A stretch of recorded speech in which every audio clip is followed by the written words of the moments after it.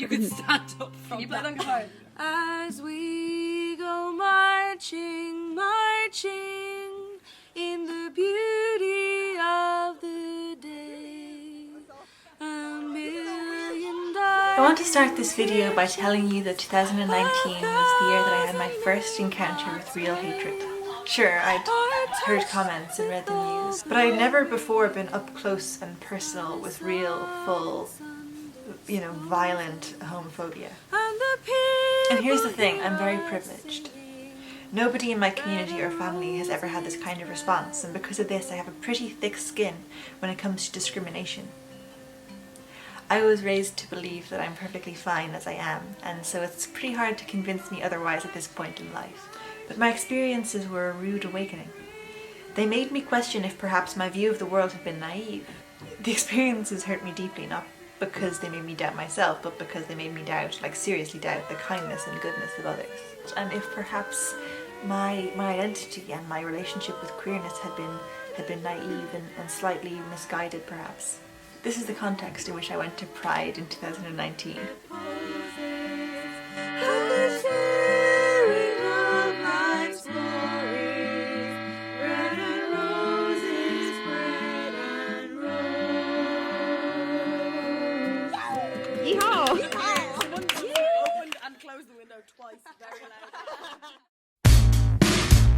We're here because our friends, our chosen family, people we know and love are still getting the shit kicked out of them all over the country for being themselves. Because the right is rising, still, looking to deny us every right that we in our forebears have fought tooth and nail for.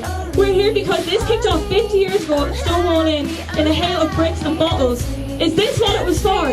So the police can march their rainbow cars down the street pretending they don't attack us the other 364 days a year.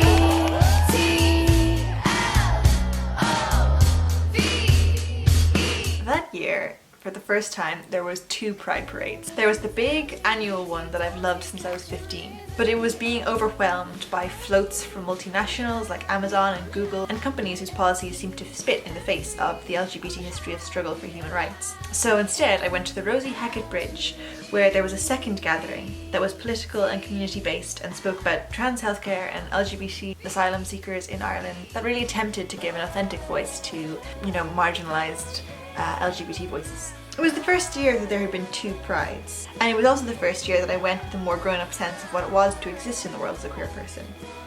In the past, I've marched to Pride feeling only love and solidarity and gratitude and joy, but this time I felt anger and fear and defiance too. Because of the headspace I was in, it felt good to be attending a protest rather than a parade. I felt like it served the memory of the rioters at Stonewall who we were commemorating. We're here because, as an organisation, Dublin Pride is colluding and cooperating with An Garda Síochána, who continue to attack our community. They assist in evictions, they jail sex workers, and they protect the government who does nothing for us except raise rents, protect landlords, and place corporate greed over the needs of the people of Ireland. We're here because the official media partner for Dublin Pride this year is RTE, who only a few months ago platformed a transphobic hate speech, whose mandate is to present all sides of every debate and has surely contributed to the spread of queerphobic rhetoric across the island of Ireland, who continue to allow every hack with a dangerous and life-threatening opinion on the airwaves. We're here because we cannot stomach marching beside Airbnb, who are taking our houses and contributing to the huge homelessness crisis. In the streets of Northern landlords to make a profit. We can't march beside Amazon, who continue to treat their workers with frightening disregard, putting their lives and livelihoods in danger to deliver and consume more and more and more. We cannot march beside Google or YouTube because they refuse to monetize LGBTQ+ creators, and their algorithms open up avenues of attack to the most vulnerable in society. Dublin Pride is unacceptable in its current form, and we're fed up of it. We're delighted to see so many people here today who can see it for what it is: a marketing ploy, a money-making exercise, a gloss over an unjust system that exploits us for 1 month of the year and then chooses to forget we exist for the rest. Today we're here in the original spirit of Pride. We're here to bring attention to the issues that impact us as a community, to raise each other up, to act as allies for each other, and then go out into the world and take action to change it for the better for queer people everywhere. We stood on the Rosie Hackett Bridge. We made it known that we did not support Airbnb marching in Pride. We made it known that our identity could not be bought. And then other people marched alongside with Amazon, and presumably some of them were okay with it, but most of them were against it, but they felt their presence and their their radical queerness could be felt better from within. And that's all fine. People did different things, we made our choices, we all met in the George afterwards and had a party. All good, except there was a certain level of like factions about it. I heard people who were in the big procession criticising the people on the bridge for being too niche and too oppositional and too negative, and I heard people who were on the more radical side being like, oh, the gay people who like are marching and are with Google are like sellouts, pandering to respectability politics. And it bugs me. I mean, I think we can all agree that corporations have no place of pride. I have obviously clips of the people on the bridge making those arguments much better than I could. It reminded me of, you know, this debate that happens every year around Pride. Is Pride a celebration or is it a protest? Do we want Pride to be a citywide celebration that's completely universal and that everyone takes part in? Or do we want it to be a smaller thing which is more directed and more focused and more specifically for queer people, and that potentially has less overall visibility but that maintains its integrity and is more activism and like less hypocritical? And in some ways it reminds me of that age-old question. Is the point of social justice to get us justice within the existing system, or is it to like fucking scrap the whole system altogether? While they're fighting for gay representation in the boardroom and in Leinster House, we're fighting against borders and against the state. Being queer has to be about bringing our whole selves to the struggle. And most importantly, it has to be about resistance. Luckily for us, we can trace our roots back to a fight with the cops. Be gay, do crime, ACAB.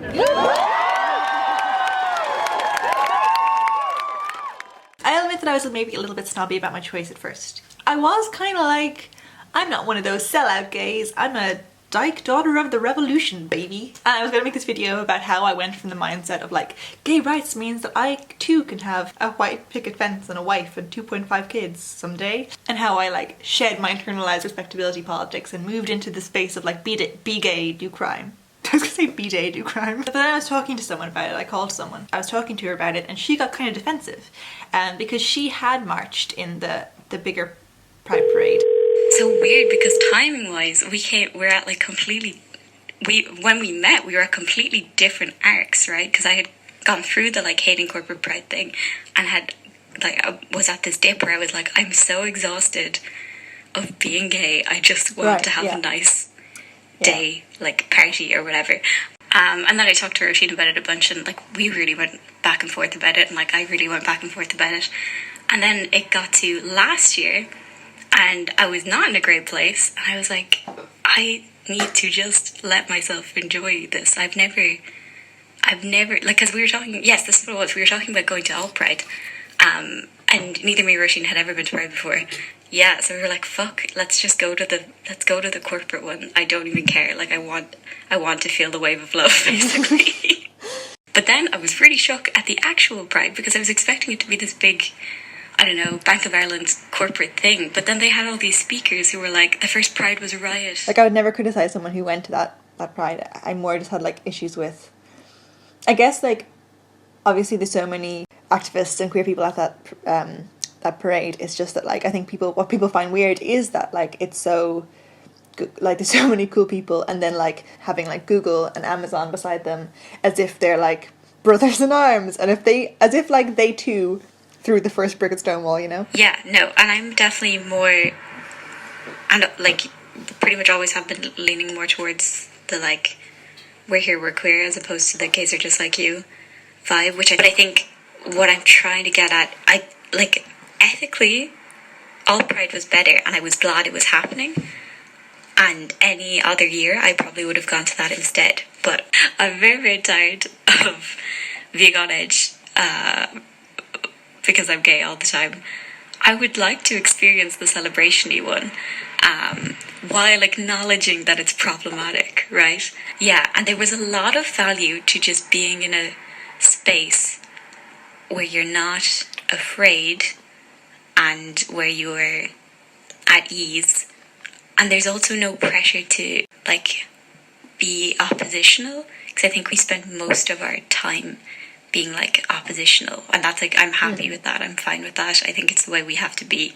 But oh my god, it was a relief to not have to do that for 5 hours. Do you know what I mean? Right, these are all so messy and not helpful for your video at all. Like, I'm just completely like using this as as a gay therapy session. I'm gonna just make this the video. I apologize. Like you were looking for actual help with this, and I was like, oh, we talk about pride. I've got some messy feelings. No, but like I'm not criticizing. Like we like joined in the regular Pride party after we had our protest. I'm definitely not saying that going to the party bit is bad. I'm just like curious as to like what different people feel the role of Pride is. Also, I went to like 6 party prides and like had a really like fun gay teen years.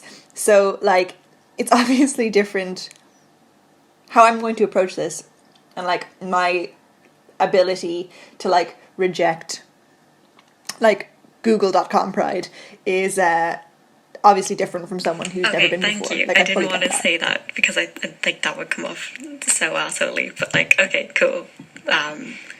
Yeah, no, I think I was really nervous about it and like defensive of it. I think like even as it was happening, and like I think that was probably why I was a little bit nervous at that party as well, because I knew everyone else had been to all Pride, and I was like, I'm just baby gay and I wanted to have fun. No, you're bringing up a lot of very good points actually that I hadn't maybe fully considered. I think what this like debate over like whether it's a parade or a protest can miss sometimes is like being gay isn't just theory and like ethics, it's also like an emotional thing. And even if like politically we want to protest, like emotionally sometimes we want to parade, and that's valid, I think? Question mark? Yes, absolutely. That makes so much sense. And that's what I was trying to say. Like we're conflating two things that are completely different. Like when we have this argument, because one thing is an emotional need and the other thing is a political need. So like if we do that, we're putting a moral judgment on other people's like emotional response to like how they navigate being queer in like a homophobic world, and like that's a very unfair thing to do. Maybe we need to Simone it. Maybe we need to not bad faith it and not. Oh yes, good take. Assume there's like one way to interpret Pride and one way to experience it, given absolutely we're all this big amorphous blob of community, and it's going to be different things to us at different points in our lives, and we're going to go back and forth about it a lot. And like your story right now is that one, but like I don't know, maybe like who is to say what your opinion will be next year or what my opinion will be next year, you know? I don't know. But I think that's a very unsatisfying video, so maybe not. No. Any video that concludes in me pandering to Simone de Beauvoir's ghost is what the people expect at this point.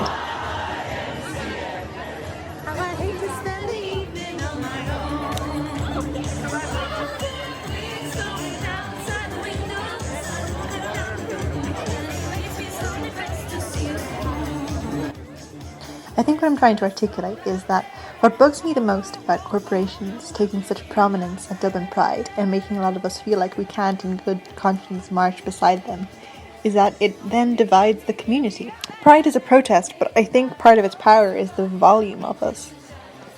I came out to my mum on the night of the first Pride I ever attended. No amount of queer theory could have given me the courage that that parade had given me that day. It took a parade. Pride is a protest, but I don't want to protest in the sense that I don't want to feel anger, you know? I think one of the most subversive things about Pride in some ways has always been how happy we are. The world wants to shame us and bully us into silence, and so even though it may not seem like the cutting edge of political activism, dancing in the street to ABBA is one of the most powerful statements we can make. Plus, it's a fun day in an often difficult world, and we deserve that. I think in a world where we hold each other and ourselves to an increasingly high moral and ethical standard, we need to be able to be tolerant of what this day is to each other.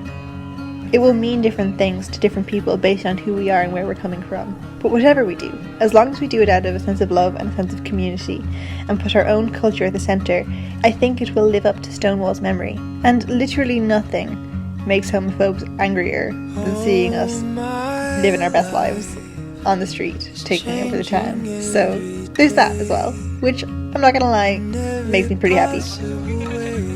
It is such a slap in the face for companies who actively exploit people 364 days of the year to then turn around and try to buy us and to use our history as a marketing stunt. But it's also worth remembering that while they might be trying to turn our pride and our identity into money, it can't actually be done. As cynical as they are, they can't overwhelm the real significance of a big group of queers gathered along the quays. And when a little scared gay kid sees the march, they're not going to see the flipping Facebook ads. They're going to see a future for themselves, a family, a glimmer of hope. And that's how we win, I think. That little kid. That's who it's all for. The truth is that as energized and inspired as I was by the speeches, what makes Pride Pride for me is the people I'm with. Through thick and thin, through victories and through heartbreak, when I feel supported and when I feel attacked, my friends are there and they get it. I think Pride should be a celebration and it should be a rally, but at its heart it's about friendship. I think the term ally is funny because it implies that being an ally and being queer are mutually exclusive, when in truth the biggest ally to queer people are other queer people. I think Pride is a parade, and I think it's a protest, and I think thirdly, it's a pilgrimage. It's like a celebration of our beauty as a group and of our culture and our progress, as well as a space for activism and giving a platform to marginalised voices. These are all important parts of the queer experience. But the single defining feature for me is community. At Pride I feel this expansive sort of love, where the feeling and vibe of my closest friend group expands, and that same energy suddenly holds thousands of people all along the Dublin city quays. And it expands then further across oceans to parades and protests in North and South America, in Asia, in Africa. And it expands through time, you know, to those who got us here, those greatest resistors.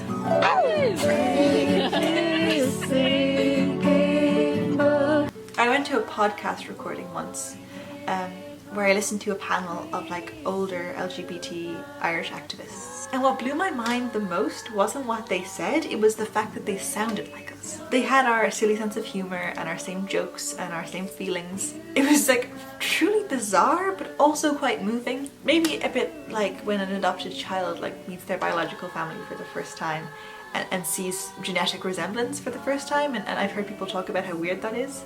It was the feeling of realising that things that you thought were just you being weird are actually universal. It's just that you were looking at the wrong universe. And I guess Pride is like a pilgrimage to our universe.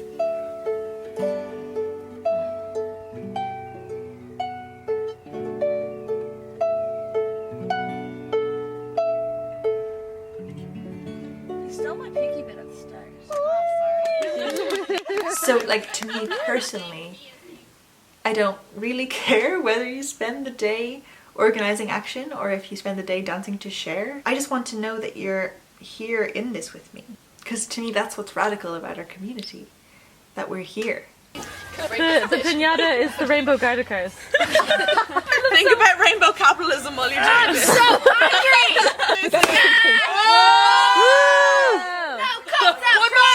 One more! I believe in angels, something good in everything I see.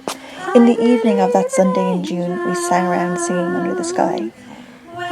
We sang original songs and trad songs and pop songs and songs from the musical Rent, and then we sang Ring of Keys. It's a ballad from a musical, and in this song, a young girl sees a butch lesbian for the first time in the 1970s.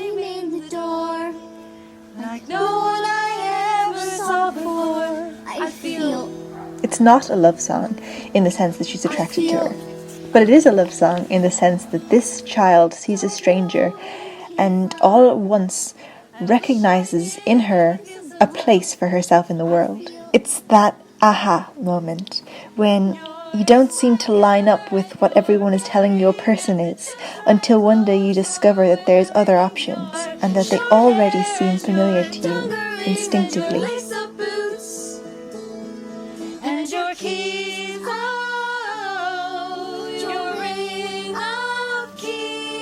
I am a person just like anyone else. It's true.